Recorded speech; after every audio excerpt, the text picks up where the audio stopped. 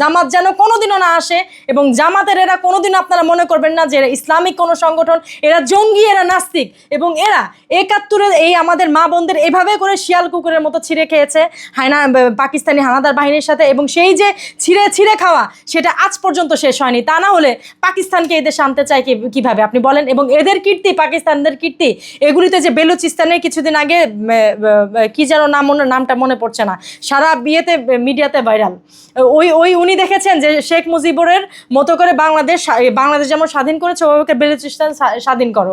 তো শেখ মুজিবুরকে নিয়ে ওনারা বাজে কথা কেন বলে জানেন? যাতে আমরা বীরের জাতি বাঙালি আমরা না দাঁড়াতে পারি, এই ইসলামের কথা বলে আমাদের মহিলাদের পর্দার কথা বলে দাবিয়ে রাখতে চায়, যাতে আমরা গণমাধ্যমে এসে তাদের বিরুদ্ধে এরকম কথা না বলি। কেন তোমরা পর্দার কথা বলে আমাদের ঘরে রাখতে চাও? মহানবী হযরত মুহাম্মদ সাল্লাল্লাহু আলাইহি ওয়াসাল্লামের সময় যিনি মহিলা হিসাব রক্ষক ছিলেন, তিনি ঘোড়ার পিঠে বসে চাবুক নিয়ে পুরা বাজারের উনি গিয়ে হিসাব রক্ষক ছিলেন, সবচাইতে বড় হিসাব রক্ষক ছিলেন মহানবী হযরত মুহাম্মদ সাল্লাল্লাহু আলাইহি ওয়াসাল্লাম। এবং তার সময় সবচাইতে প্রথম যিনি গিয়ে নবীর ওপর নবুয়ত হতো, যে মহিলা সংরক্ষণ করতে মহিলা সাহাবী ছিলেন, এবং মহানবী হযরত মুহাম্মদ সাল্লাল্লাহু আলাইহি ওয়াসাল্লাম তিনি প্রথম যাকে ট্রাস্ট করেছিলেন তার জীবনে, বিবাহিত জীবনে, তিনিও একজন মহিলা ছিলেন। তাহলে কিভাবে করে মহিলাদের আপনারা চান হিজাবের কথা বলে, পর্দার কথা বলে মহিলাদের বসায় রাখতে?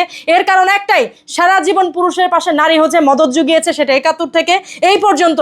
আমরা যারা অনলাইনে প্ল্যাটফর্মে কথা বলে, আমরা আমাদের ভাইদের সাথে আছি বলে আপনারা ইসলামের কথা বলে, পর্দার কথা বলে আমাদের ঘরে রাখতে চান। ইসলামের কোথাও নেই যে মেয়েরা মিডিয়ার সামনে আসতে পারবে না, মেয়েরা ভালো কথা বলতে পারবে না।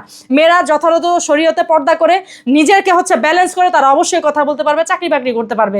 এখানে কি আমরা উলঙ্গ হয়ে কথা বলছি? সংসদে কি রুমিন ফারহানা কি উলঙ্গ হয়ে কথা বলছে?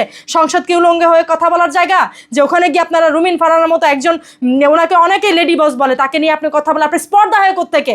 ৭১-এ আপনি কোথায় ছিলেন? এই জাতীয় সংসদ যখন তখন আপনি কোথায় ছিলেন? এখন এনসিপির জন্য আপনার সংসদে গিয়ে এত বড় বড় কথা বলেন। এতকাল যে রাস্তায় পড়েছিলেন, নর্দমার কিট হিসেবে ছিলেন, সেটাই ভালো ছিল। আপনার প্রমাণ করছেন আপনাদের কাজ দিয়ে যে আপনার নর্দমার কিট। ইসলাম নামে আপনার ইসলামের উচ্চারণ করার মতো আপনাদের কোনো তৌফিক আল্লাহ যেন না দেয়, এবং আপনাদের মৃত্যু কিভাবে হবে শুধু দেখেন।